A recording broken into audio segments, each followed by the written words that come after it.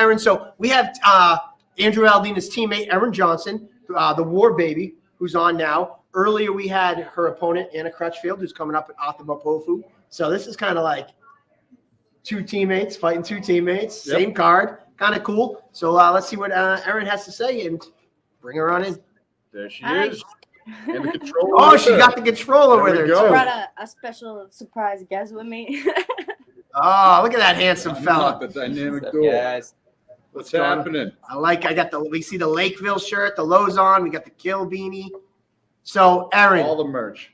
It has been a long time coming. Oh, my God. We've been trying to get you on a fight card. Like ever now. I know. This girl. It's causing you quite the headache.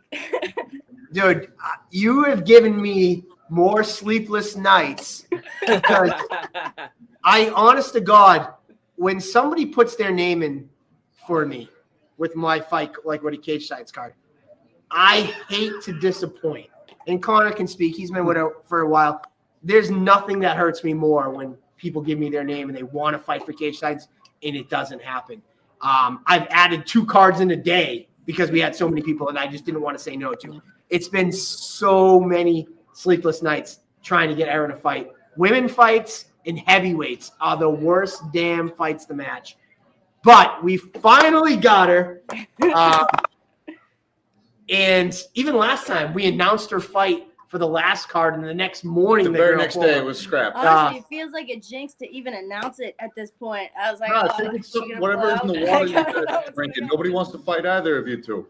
I was saying, no one wants to fight the controller or the Warbaby, but Anna is coming up with her teammate to fight your teammate. You know, we got strong feelings. She's competed a lot. I have strong hopes for this fight. How does it feel?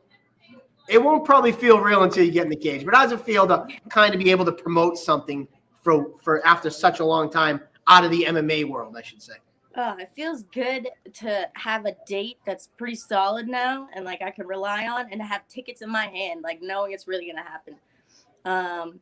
Especially since she's coming up with Valdina's opponent. She's really going to show up. So like, it's just, what's the word I'm looking for? It just feels so good. I cannot wait to fight. I've been trying.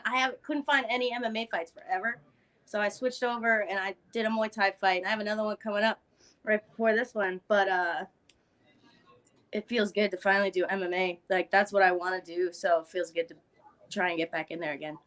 It's quite the jump from going to struggle to find fights to having 2 on the calendar consecutively. What's like balancing between 2 sports and taking as much action as you can get when you can? Experience is experience, so just trying to get in everywhere I can. Look at Zach Cyril, your little buddy, throwing the Wi-Fi so good in Connor's parents' house. Yo, how many sponsors does Valdina have, though? I know, that list went on for years. Dude, I was going to say the same thing. He's going down a laundry list. He's just... And then he was in there for like 3 or 4 minutes going down the list. And he's like, I probably forgot a few. Yeah, he had a list written down. Like I thought I had a lot of sponsors. I thought I was doing good in that department. Valdina just blew me away. Barely hear them, Brian. Valdina's a hustler, but you know. So I don't know if you got to watch the show about Anna talking about her experience. What do you know about her and like? Or were you just learning as she was talking about it here earlier? I looked up some of her stuff before. I don't like to look up my opponents too much before I fight them, but I did see she's got some really good striking going on, so this is going to be fun. I've definitely improved my striking while I've been, kind of behind closed doors these last couple of years, especially with quarantine and COVID and gyms being closed. Like, I was working that whole time, so my striking, like, jumped up, and I just can't wait to show everybody that. I know she started training around the same time that I did. I started at Lozon's when I was 11. She started boxing when she was 12. But I've also been doing jiu-jitsu that whole time. So we'll see where that plays in during the fight. It's going to be fun. And you got that secret weapon next to you. Valdina was complimenting Connor that he's the striking champ up here in the Northeast. So how's it being able to work so closely with Connor and working your striking? He is a huge part of my camp. We work every day, twice a day. We are always in the gym, and when we're not in our gym, we're in a different gym. So we're just going everywhere, getting the best coaching we can. We go to Hard Knocks for Jake Benini. He's definitely like the best striking coach in New England. And when I don't have him, I got Connor, who's like the second best. And then we go to just, it's so awesome to have him all the time, just to coach me. Too. Yeah, Regiment Training Center. Go to Lakeville MMA all the time. He teaches there. It's just great to have all these people around me. Yeah, I see that. Connor's got you downstairs in the basement jumping rope too. Yeah. Yeah, no days off. You know what I mean? No minutes off. COVID scares or anything. That's fine. We put mats in the basement. We're gonna keep training. No big deal. Yeah. No, that's good. I got to share a funny story. Erin, I told you before, and I forget the guy's name, but after our last, right before our last event, I got an Uber, and I'm getting the Uber, and I'm starting talking about the fights, obviously, because I was coming from Plymouth, coming up to Coops to get my car, and he's like, "Oh, do you know Erin Johnson?" And he starts hounding me on the whole ride from Plymouth all the way up to Quincy about how I have to get her a fight. His friends. It was like a 40-minute ride from Plymouth, and I ended up giving him tickets, and he ended up coming to the fights. And so make sure you tell your dad's friend you finally got a fight with Cage Titans, because Dude, if I get in that guy's Uber again, I won't be able to look at him if I don't. My dad knows everybody. I think he's got another friend, Bob McCarthy, that you're friends with as well. My dad knows whether I'm fighting or not before I do. Like, he knows everybody. It's crazy. Yeah. Well, I'm excited. So, this girl, like, she kind of mentioned, she knows she has that stand-up advantage, or in her mind, she has a stand-up advantage. What does she call it? Desperation wrestling.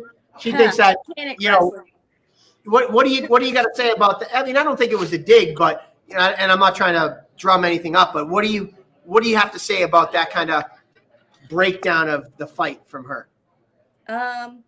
There's not a lot of film on me that she can watch. I have 2 fights, and I think she's going to be really surprised at what I'm bringing to the table and how hard I've been training.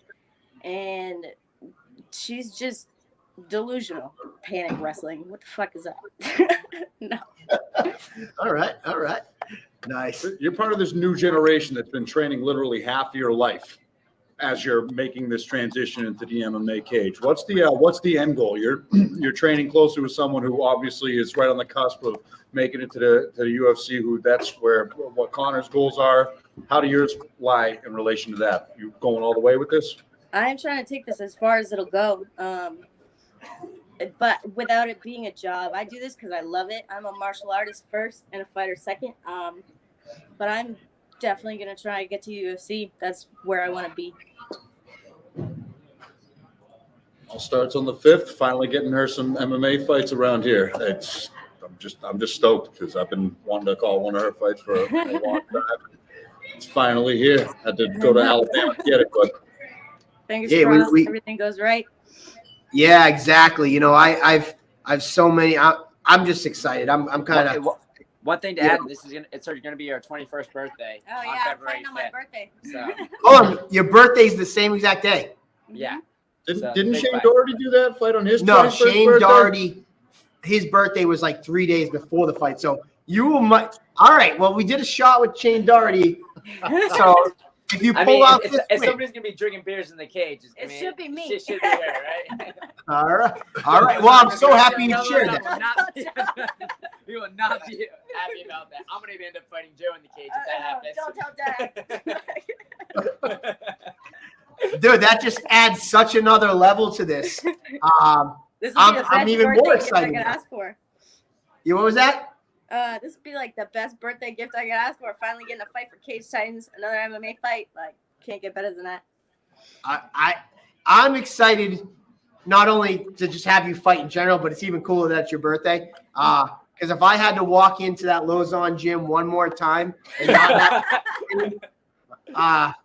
We always say that. We're like, Mike tries to sneak in through the back, and then like we're all just standing there, and he's just like, God damn it.